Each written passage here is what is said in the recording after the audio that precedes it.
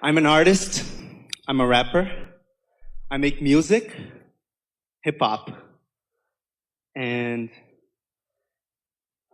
a few years ago, I was in a place of total alignment, and I would receive the lyrics to my songs in a way that was so joyful and so meaningful to me. And sometimes I find myself in that spot. I find myself in that place where I'm feeling really good, and then the ideas just come to me, and the rhymes just come so naturally. And I already know the answer to my question. I know that I have to get in the vortex. You always have to get in the vortex before you do anything. I've learned that. And blah, blah, blah. Yeah, blah, blah. It's the same thing over and over again. I know. It's repetitive, but it's interesting. Yeah. And what I want from you today, Abraham, it's a request. It's not really a question. I like the idea of taking thought beyond what is. I want this conversation to expand to a place where it has never been before. So,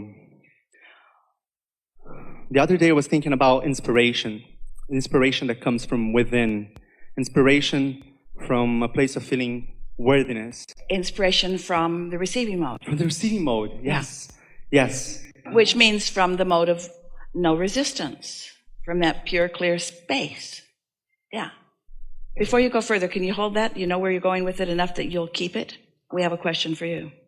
So you talked about how in the beginning you knew that you were in the receiving mode and you loved the deliciousness of the unfolding. And there was an implication that some of that is not quite as powerful as it once was. And the reason for that is because once you begin receiving and then you begin offering for others to view, you can become a little heady about it, more back in step one. And it's a natural thing. It's natural to be in step one and ask and then receive. And then it's natural to notice what you're receiving. But when you notice what you're receiving, now you're thinking about it, so you're back in step one. So just by your awareness of the way it's received, or by your awareness of the way others feel about it, or by your awareness of what it's like when it's published or when it's physical, that automatically, and it's okay, that automatically, and it's okay, that automatically, and it's okay, and it's got to be okay, it automatically puts more resistance in it. And so you just have to keep replenishing. You just have to keep replenishing so that you compensate. We tell artists and authors and creators of all nature, because everything, whether it's a business empire that you are building or even a relationship, that the majority of this magnificent whatever it is was created before you put a single word on the page or a single note on the line or nailed the first board to the second board. That the creation is complete in its vibrational purity. And once you begin the tangible, physical action of it, that's when you begin to introduce resistance into it. Did you follow? Because, now this is so important, doesn't need to be that way. But the reason that happens is because, so picture, the creation is already there and it's complete. And you're in the receiving mode and you receive an impulse. And in a moment, we'll talk about how in meditation, you've quieted your mind and no thoughts are coming. You've managed to quiet your mind and no thoughts are coming. You've managed to quiet your mind and no thoughts are coming. And maybe you feel some emotion, but that's not thought. And maybe you're getting a little movement even, but that's not thought. There's no resistance in what's going on. And then a thought occurs to you right out of that vortex. And when you receive it, you can feel the purity of that thought. That's what you were talking about with some of your lyrics. And so when that thought comes, that's what you're reaching for. But there is some vibrational maturation and evolution to happen for that thought to turn to another thought, to an impulse, to another thought, to an impulse, to another thought, over here into this physical manifestation. And what happens with so many is that you try to make that jump too fast. So you get the impulse or the inspiration, and then you move right into action too fast rather than allowing it to evolve, so that you introduce unnecessary resistance into the equation too soon. Jerry always said, let's not get our business bigger than our business. which meant let's let it evolve and let's follow the next logical impulse. But a lot of people want to jump too soon because they haven't learned yet to enjoy the process of the unfolding. It's like, not happened yet, not happened yet, not happened yet, not happened yet, not happened yet. And when it manifests, then I'm going to be really happy. We say, yes, you will for a minute. All the juice has been chewed out of the gum by the time it manifests. So we want you to start really enjoying the juicy unfolding of it all. So that's the answer to your question. Jumped too soon into the action and didn't derive enough pleasure from the natural evolution, the receiving mode. You got it, didn't you? So I just gotta chill out more? Wait? Yeah. We would meditate and then receive as much as we could receive. And then allow it to become. Don't jump too fast to the finished product. Enjoy the experience of it, because if rap is anything, it is spontaneous. In other words, it's the closest thing to just pure receiving. And of course, it's interesting because as we are visiting with you here, we are offering blocks of thought to you. Some of you are getting them like Esther is. You're translating these blocks of thoughts into words sort of like Esther is. So Esther is receiving these blocks of thought at an unconscious level and finding words that match them. And that's what you're doing with your lyrics. You're getting the essence of it, and then you're finding the words that match. And it's a little interesting. It would be a different sort of experience if it were important to us that each sentence rhyme. It would take more time.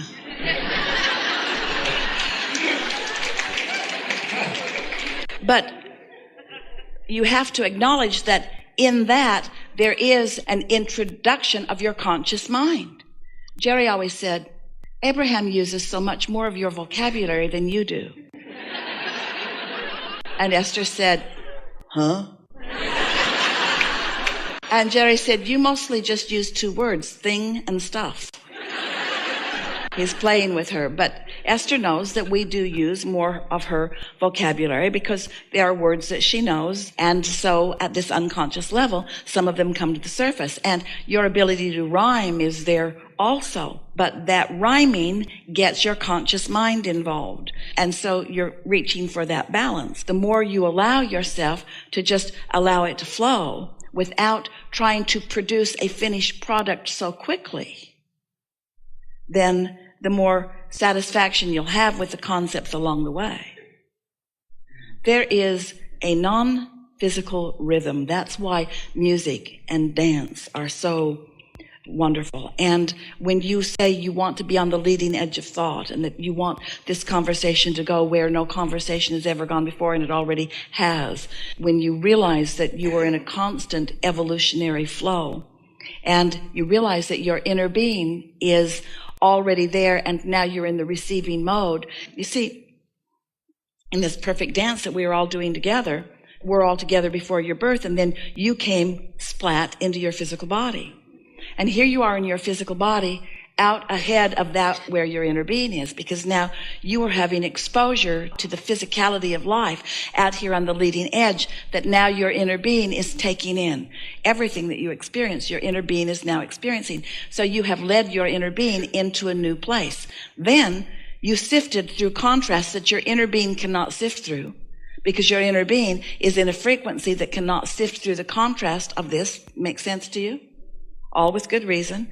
And from it, you sift something that is wanted, which your inner being then gives undivided attention to. So you came by the intentionality of your inner being into a body and therefore led your inner being forward. Then contrast led your inner being forward again. So now you have led your inner being to a place that it has never been before, to new conscious awareness of new desire that has never been before. It is unique unto you. And now your inner being is standing there holding that and now leading you to the alignment of it. So when you follow the way you feel, into that alignment and you feel the exhilaration of that coming into connection with your inner being, then for a moment, we're all dancing right there together. We've led each other. We led you, then you led us, then you led us, then we led you, then you led us, then we led you, then you led us. But in that moment of exhilaration, we're all right there on the same page. And now, from that new place of creation, you are new unto the universe, and so are we. New unto the universe. So now, in the receiving mode, now you get to receive clarification, the knowledge, the new verbiage, the new experience. Your inner being is now offering you new clarity, leading you again, which now you get to receive. And when you get into that receiving mode, you're only there for a little while. You can't hold yourself there. And then back into the contrast where it happens again and again and again. There's contrast in every particle of the universe, even where we are. But the contrast is so slight by comparison with your contrast that you could not perceive the contrast that we live. But it must exist if expansion is to be, you see. So, you got a lot out of that, and we really went to a place that we have not been before with anyone ever. So now, back to the specifics of your question. We asked you to hold it, did you? And are you ready now? Yes. So back to the subject of inspiration, finding the inspiration. Once I heard you say that we artists, we're supposed to try to find the feeling of being artists. But what is the inspiration? What is it really? Let's break it down in terms of these laws as we know them. What is inspiration? It's me in the receiving mode of something that I put in the vortex that got bigger after I put it there, that is tended by my inner being, is understood by my inner being, and then is spoken to me in a way that I have never spoken it before, which I could receive. It's my creation ready for me to now take it from a vibration to a thought, to a thing, to a word, to a song, to a movement. Mm-hmm. So I just got to find the feeling of being a rapper, the feeling of being a writer. All you have to do, we've said those words before, we know. And we meant them when we said them, and we mean them now. But now we want to say to you in a more fine-tuning way, all you got to do is find satisfaction right now. And you won't find satisfaction if you give yourself a label with an audience and a record contract right now.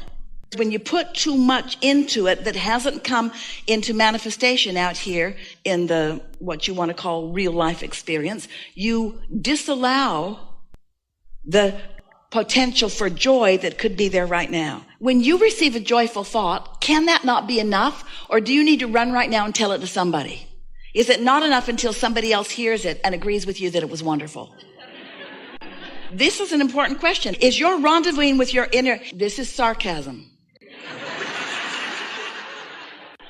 Is your rendezvousing with the energy that creates worlds and the subsequent joy that is exuded from that non-physical consciousness not enough? When you let it be enough, when you look for love in all the right places, when you look for satisfaction where it really is, so that you're able to maintain it, then you're all shored up. And when you present yourself to the world, just like in the very first conversation that we had today, doesn't matter what they bring to the table, doesn't matter what pessimism they bring, or maybe you're taking rap to a place that it has never been before, and the rap world is looking upon you with disdain. But if you are really in tune with source energy, their disdain won't bother you, and you will win them over, and they will discover what real rap is. Right. I want that. You see, it's pretty good. Because there's this wanting to blend in with what they already are that is so boring, so mundane, so same, so not inspired by source, so not in alignment, so not leading edge. And so let's just say it. If you're not on the leading edge, you can't be satisfied in the way that you were born to be satisfied. You were born to be on the leading edge. The leading edge of what? The leading edge of you. The leading edge of you. So we've been saying for years, and now you'll hear it better than you've ever heard it before. If this time-space reality, we're talking about this manifested world, has the wherewithal to inspire within you a new desire, it has the wherewithal to deliver it to you in full manifested form. It just does. And now you know how it all works. But you can't stand in your now reality, taking score, and allow this alignment and then this evolution.